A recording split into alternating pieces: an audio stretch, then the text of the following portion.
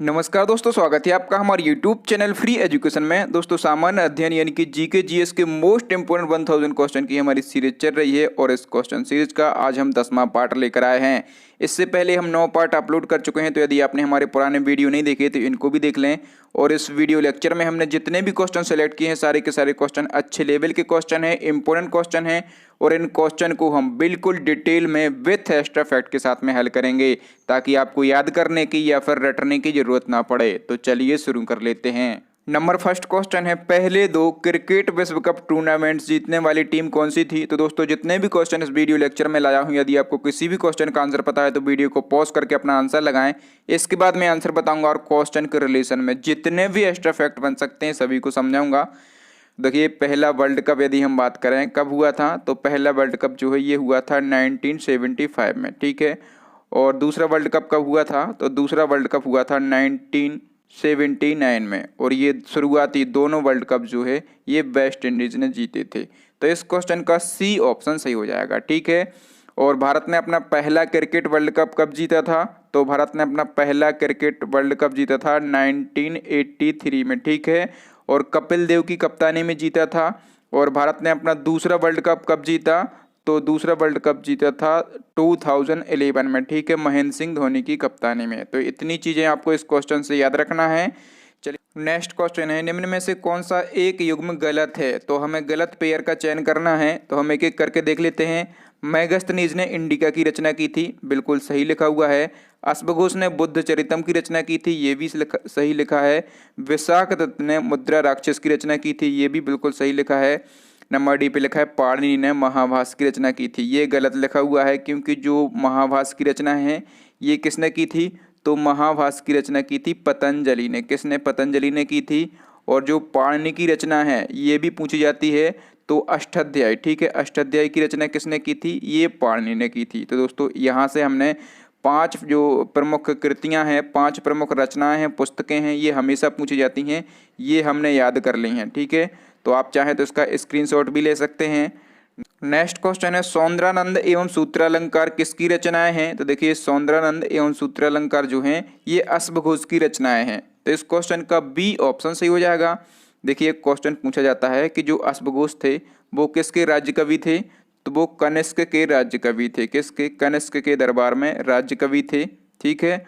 और यदि हम बात करें कि ये कनिष्क कौन था, तो ये कुषाण वंश का शासक था, ठीक है। और अश्वघोष की एक प्रमुख रचना मैंने अभी आपको ऊपर के क्वेश्चन में बता दी है, बुद्ध चरितम, ठीक है। इनकी प्रमुख रचना कौन सी थी, इनकी प्रमुख रचना थी बुद्ध चरित्रम।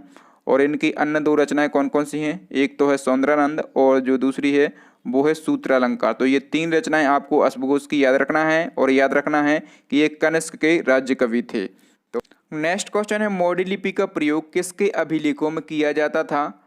तो देखिए दोस्तों, मोडी लिपि या फिर आपको एग्जाम में मोडी लिपि भी देखने को मिलेगा, तो इसका प्रयोग जो है मराठों के अभिलेखों में किया जाता था। तो इस क्वेश्चन का सी ऑप्शन से हो जाएगा।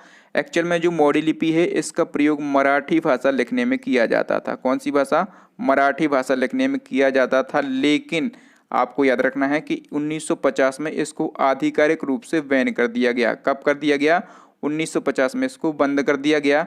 और अब यदि क्वेश्चन पूछा जाए कि जो मराठी भाषा है इसको लिखने में किस लिपि का प्रयोग किया जाता है, तो देवनागरी लिपि का यूज़ किया जाता है। किस लिपि का, देवनागरी लिपि का यूज़ किया जाता है। और ये इसका मतलब मराठी भाषा को लिखने में देवनागरी लिपि का प्रयोग कब से शुरू हुआ, तो 1950 से ही शुरू हुआ। जब मोडी लिपि को बंद किया गया तो देवनागरी लिपि को चालू कर दिया गया। नेक्स्ट क्वेश्चन देख लेते हैं। नंबर 5 क्वेश्चन है, निम्न में से कौन सा राष्ट्रीय उद्यान उत्तर प्रदेश में स्थित है। तो कौन सा नेशनल पार्क है जो कि उत्तर प्रदेश में स्थित है, तो देख लेते हैं। नंबर ए पे लिखा है दुधवा राष्ट्रीय उद्यान, ठीक है। तो यही जो है उत्तर प्रदेश में स्थित है। तो इस क्वेश्चन का ए ऑप्शन से हो जाएगा। लेकिन हम अदर ऑप्शन की भी बात कर लेते हैं। जैसे नंबर बी पे लिखा है दाचीगम राष्ट्रीय उद्यान, तो ये राष्ट्रीय उद्यान कहाँ पर है, तो ये जो दाचीगम राष्ट्रीय उद्यान है ये जम्मू कश्मीर में स्थित है, ठीक है। नंबर सी पे लिखा है हेमिस राष्ट्रीय उद्यान, ये कहाँ पर स्थित है, तो जो हेमिस राष्ट्रीय उद्यान है ये लद्दाख में स्थित है। नंबर डी पे लिखा है वन विहार, ठीक है। तो वन विहार राष्ट्रीय उद्यान जो है मध्य प्रदेश की राजधानी भोपाल में स्थित है। कहाँ पर, मध्य प्रदेश की राजधानी भोपाल में स्थित है वन विहार राष्ट्रीय उद्यान। तो यहाँ से हमने 4 नेशनल पार्क और किस स्टेट में है वो हमने याद किया है। नेक्स्ट क्वेश्चन है, भारत की प्रथम महिला नोबेल पुरस्कार विजेता कौन थी? तो देखिए, भारत की प्रथम महिला जिन्होंने नोबेल पुरस्कार पाया था, जिन्होंने नोबेल पुरस्कार जीता था, उनका नाम था मदर टेरेसा। तो इस क्वेश्चन का सी ऑप्शन से हो जाएगा। और इनको ये नोबेल पुरस्कार कब दिया गया था? तो 1979 में दिया गया था। और किस क्षेत्र में दिया गया था? तो इनको ये पीस के क्षेत्र में दिया गया था, ठीक है, शांति के क्षेत्र में दिया गया था।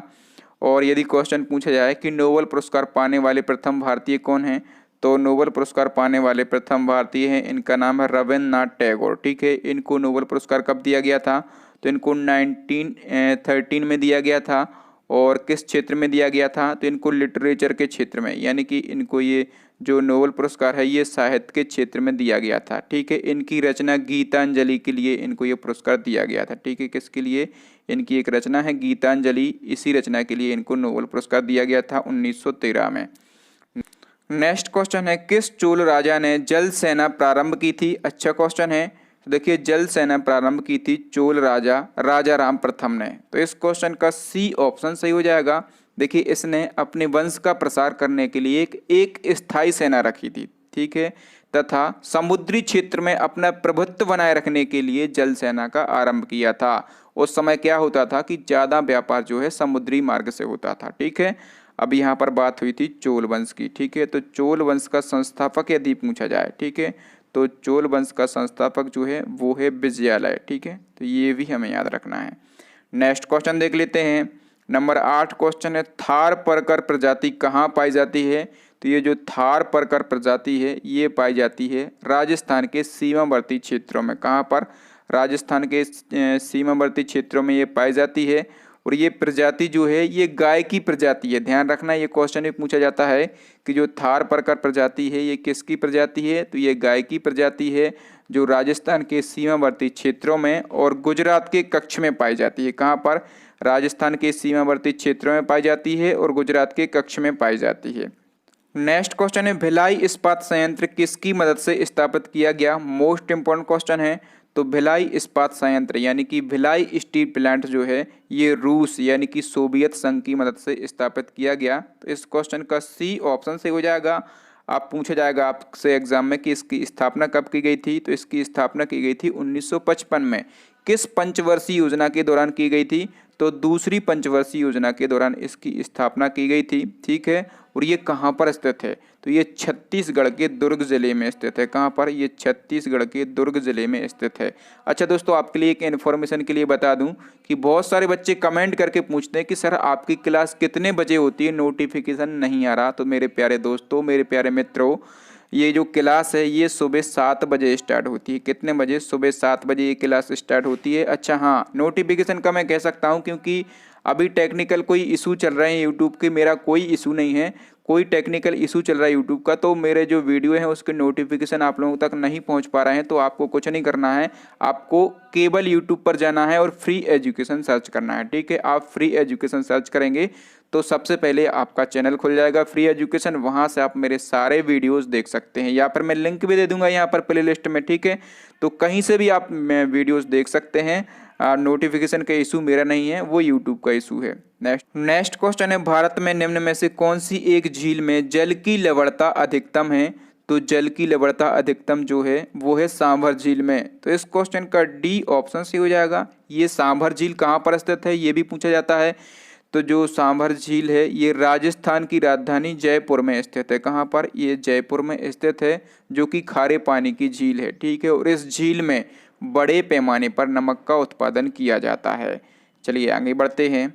नेक्स्ट क्वेश्चन है, उप प्रधानमंत्री यानी कि डिप्टी प्राइम मिनिस्टर जो होते हैं उनके पद का सृजन किस आधार पर किया गया?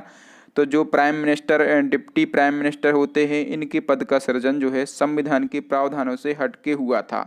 तो इस क्वेश्चन का बी ऑप्शन से हो जाएगा। हटके हुआ था संविधान के प्रावधानों से, इसका क्या मतलब है? इसका मतलब ये है कि जो डिप्टी पीएम हैं, जो उप प्रधानमंत्री होते हैं, उनका संविधान में कहीं भी वर्णन नहीं किया गया है, ठीक है। इसका सृजन केवल व्यक्तिगत महत्वाकांक्षाओं यानी कि पद की पूर्ति के लिए, पद की पुष्टि के लिए किया गया। और पहले उप प्रधानमंत्री कौन बनाए गए थे? तो पहले उप प्रधानमंत्री बनाए गए थे सरदार वल्लभ भाई पटेल। कौन? सरदार वल्लभ भाई पटेल जो हैं ये पहले उप प्रधानमंत्री बनाए गए थे, ठीक है। तो ये भी आपको याद रखना है। नेक्स्ट क्वेश्चन है, संयुक्त राष्ट्र सुरक्षा परिषद के एक अस्थायी सदस्य का कार्यकाल कितने वर्षों का होता है। तो देखिए जो सुरक्षा परिषद है, सबसे पहले मैं आपको बता दूं कि इसमें जो है 15 सदस्य देश होते हैं। ठीक है, 15 सदस्य देश होते हैं। इन 15 सदस्य देशों में से यदि हम बात करें कि 5 देश जो हैं वो स्थायी देश सदस्य देश होते हैं और जो 10 सदस्य देश हैं वो अस्थायी होते हैं। ठीक है, तो इन अस्थायी सदस्य देशों का जो कार्यकाल होता है वो 2 वर्षों का होता है। ठीक है, ये क्वेश्चन कई बार पूछा गया है, कितने वर्षों का होता है, 2 वर्षों का होता है। ठीक है, अब मैंने अभी आपको बताया है कि इसमें कुल 15 सदस्य देश होते हैं और जो 5 सदस्य देश होते हैं ये कैसे होते हैं, ये स्थायी होते हैं। तो ये पूछा जाता है कि ये देश कौन कौन से हैं, तो हम देख लेते हैं। वो 5 देश हैं, अमेरिका, ब्रिटेन, फ्रांस, रूस और चीन। ठीक है, इन्हीं के पास जो है वीटो पावर होती है। नेक्स्ट क्वेश्चन है, सरस्वती सम्मान किस क्षेत्र में प्रतिवर्ष दिया जाने वाला सम्मान है। तो जो सरस्वती अवार्ड है, ठीक है, ये लिटरेचर यानी कि साहित्य के क्षेत्र में दिया जाता है। तो इस क्वेश्चन का ए ऑप्शन सही हो जाएगा। आपसे क्वेश्चन क्या पूछा जाएगा कि जो सरस्वती सम्मान है इसकी शुरुआत कब हुई थी। तो इसकी शुरुआत हुई थी 1991 में। किसने इसकी शुरुआत की थी, तो के बिरला फाउंडेशन ने इसकी शुरुआत की थी। ठीक है, जो सरस्वती सम्मान है इसमें 15 लाख रुपए की राशि और एक प्रशस्ति पत्र दिया जाता है। ठीक है, 15 लाख रुपए की राशि और एक प्रशस्ति पत्र दिया जाता है। और क्वेश्चन पूछा जाएगा कि पहला सरस्वती सम्मान किसको दिया गया था। तो पहला सरस्वती सम्मान दिया गया था हरिवंश राय बच्चन को। किसको, हरिवंश राय बच्चन को पहला सरस्वती सम्मान दिया गया था। कब दिया गया था, तो 1991 में ही दिया गया था। तो इतने फैक्ट, इतनी बातें आपको इस क्वेश्चन से याद रखना है। और दोस्तों आपको मैं फिर से बता दूं कि आप देख रहे हैं फ्री एजुकेशन यूट्यूब चैनल और हमारी एक विशेषता है कि एक क्वेश्चन से अधिक फैक्ट आपको बताते हैं ताकि जब भी आपका एग्जाम हो तो वहाँ पर आप क्वेश्चन को सही तरीके से करके आ सकें। तो दोस्तों मैं आपसे यही उम्मीद रखता हूँ कि आप वीडियो को लाइक करेंगे और अपने दोस्तों के साथ इस वीडियो को शेयर करेंगे। नेक्स्ट क्वेश्चन देख लेते हैं। नंबर 14 क्वेश्चन है, केंद्रीय आलू अनुसंधान संस्थान कहाँ पर स्थित है। तो केंद्रीय आलू अनुसंधान संस्थान जो है ये शिमला में स्थित है। ठीक है, हिमाचल प्रदेश की राजधानी क्या है, शिमला, यहीं पर ये अनुसंधान संस्थान स्थित है। तो बी ऑप्शन सही हो जाएगा। नेक्स्ट क्वेश्चन देख लेते हैं। नंबर 15 क्वेश्चन है, दिल्ली के पहले उपराज्यपाल यानी कि लेफ्टिनेंट गवर्नर कौन थे। तो दिल्ली के पहले उपराज्यपाल थे, इनका नाम था आदित्यनाथ झा। क्या नाम था, आदित्यनाथ झा इनका नाम था। तो इस क्वेश्चन का डी ऑप्शन सही हो जाएगा। और इनको जो है 1966 में लेफ्टिनेंट गवर्नर बनाया गया था। कब बनाया गया था, 1966 में बनाया गया था। अच्छा, आपके लिए एक चैलेंजिंग क्वेश्चन है, ये कमेंट करके आपको बताना है कि दिल्ली के वर्तमान में उपराज्यपाल कौन है। ठीक है, ये आपको कमेंट करके बताना है। नेक्स्ट क्वेश्चन है, अफ्रीका की किस झील से होकर विषुवत रेखा गुजरती है। मोस्ट इंपॉर्टेंट क्वेश्चन है। तो जो विषुवत रेखा है ये विक्टोरिया झील से गुजरती है। तो इस क्वेश्चन का बी ऑप्शन सही हो जाएगा। देखिए ये जो झील है विक्टोरिया झील, ये अफ्रीका महाद्वीप की सबसे बड़ी झील है। ठीक है, अफ्रीका महाद्वीप की सबसे बड़ी झील है और इसी झील से नील नदी निकलती है। ठीक है, नील नदी कहाँ से निकलती है, तो नील नदी जो है इसी झील से निकलती है, जो कि विश्व की सबसे लंबी नदी है। आपको पता होगा कि नील नदी जो है विश्व की सबसे लंबी नदी है और ये कहाँ पर गिरती है, तो ये भूमध्य सागर में जाके गिर जाती है। नेक्स्ट क्वेश्चन है, कौन सा शहर यमुना नदी के किनारे स्थित है। तो क्वेश्चन सरल है लेकिन पूछा जाता है। देखिए आगरा, दिल्ली, मथुरा, तीनों शहर जो हैं ये यमुना नदी के किनारे स्थित हैं। तो इस क्वेश्चन का डी ऑप्शन से हो जाएगा। देखिए एक शब्द आपको याद रखना है, केवल एक शब्द याद रखना है, आदमी। ठीक है, तो आ से आपका बन जाएगा आगरा, दा से हमारा बन जाएगा दिल्ली और माँ से हमारा बन जाएगा मथुरा। आप कुछ भी करें, कुछ भी लॉजिक लगाएं, कुछ भी ट्रिक लगाएं, लेकिन आपको चीज़ों को, क्वेश्चनों को, फैक्टों को लंबे समय तक याद रखना है। ठीक है, तो ये शब्द आपको हेल्पफुल होगा। यहाँ पर बात हुई है दोस्तों यमुना नदी की। तो जो यमुना नदी है ये भारत की सबसे लंबी सहायक नदी है। भारत की सबसे लंबी सहायक नदी यदि पूछा जाए तो कौन सी है, यमुना नदी। और ये किस नदी की सहायक नदी है, तो ये गंगा की सहायक नदी है।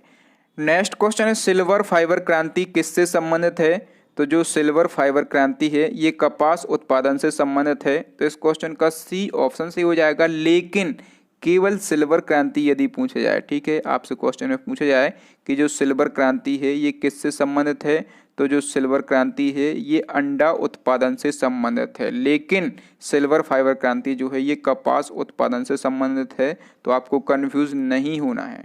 नेक्स्ट क्वेश्चन है अबुल फजल द्वारा अकबरनामा पूरा करने में कितना समय लगा। तो ये क्वेश्चन थोड़ा सा कठिन है। तो सबसे पहले क्वेश्चन क्या पूछा जाता है कि अकबरनामा की रचना किसने की थी। तो अबुल फजल ने अकबरनामा की रचना की थी और इसे पूरा करने में 7 वर्षों का समय लगा था। कितने वर्षों का? 7 वर्षों का समय लगा था। और जो अकबरनामा है इसमें अकबर के जीवन की व्याख्या की गई है। ठीक है। और ये अबुल फजल कौन था? तो अकबर के 9 रत्नों में से एक था। नेक्स्ट क्वेश्चन है भारत रत्न से सम्मानित होने वाले पहले संगीतकार कौन थे। मोस्ट इंपोर्टेंट क्वेश्चन है। तो भारत रत्न से सम्मानित होने वाले पहले संगीतकार थी MS सुब्बुलक्ष्मी। तो इस क्वेश्चन का डी ऑप्शन सही हो जाएगा। देखिए इनको हम बात करें भारत रत्न कब दिया गया था। तो इनको भारत रत्न दिया गया था 1998 में। कब दिया गया था? 1998 में दिया गया था। और देखिए ये जो सुब्बुलक्ष्मी है इनका एक और रिकॉर्ड है, वो भी आपके एग्जाम में पूछा जाएगा। प्रथम भारतीय संगीतकार जिनको रैमन मैग्सेसे अवार्ड दिया गया। ठीक है। तो वो भी कौन थी? तो वो भी MS सुब्बुलक्ष्मी ही थी। और ये जो सुब्बुलक्ष्मी है ये मदुरई यानी कि तमिलनाडु से बिलोंग करती हैं। नेक्स्ट क्वेश्चन है हिंदुस्तान का तोता किसका उपनाम है। मोस्ट इंपोर्टेंट क्वेश्चन है। तो हिंदुस्तान का तोता या फिर तूतिए हिंद किसको कहा जाता है? अमीर खुसरो को कहा जाता है। तो इस क्वेश्चन का डी ऑप्शन सही हो जाएगा। जो अमीर खुसरो हैं ये प्रथम मुस्लिम कवि माने जाते हैं। और जो अमीर खुसरो हैं इनकी 3 रचनाएं बहुत ही ज़्यादा फेमस हैं, अक्सर एग्जाम में पूछी जाती हैं। कौन कौन सी? पहली है तुगलकनामा, दूसरी है आईने ए सिकंदरी और तीसरी है तारीख ए दिल्ली। तो ये 3 रचनाएं आपको अमीर खुसरो की याद रखना है। चलिए इसी क्रम में आगे बढ़ते हैं। नेक्स्ट क्वेश्चन है रोल्ड गोल्ड एक मिश्र धातु है। ये क्वेश्चन पूछा गया था प्रीवियस रेलवे एग्जाम में।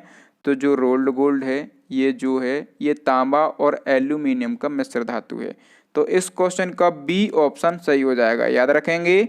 नेक्स्ट क्वेश्चन है पार्थिव ग्रह कौन कौन से हैं। तो देखिए पार्थिव ग्रह कौन कौन से हैं? बुध, शुक्र, पृथ्वी और मंगल। तो इस क्वेश्चन का बी ऑप्शन सही हो जाएगा।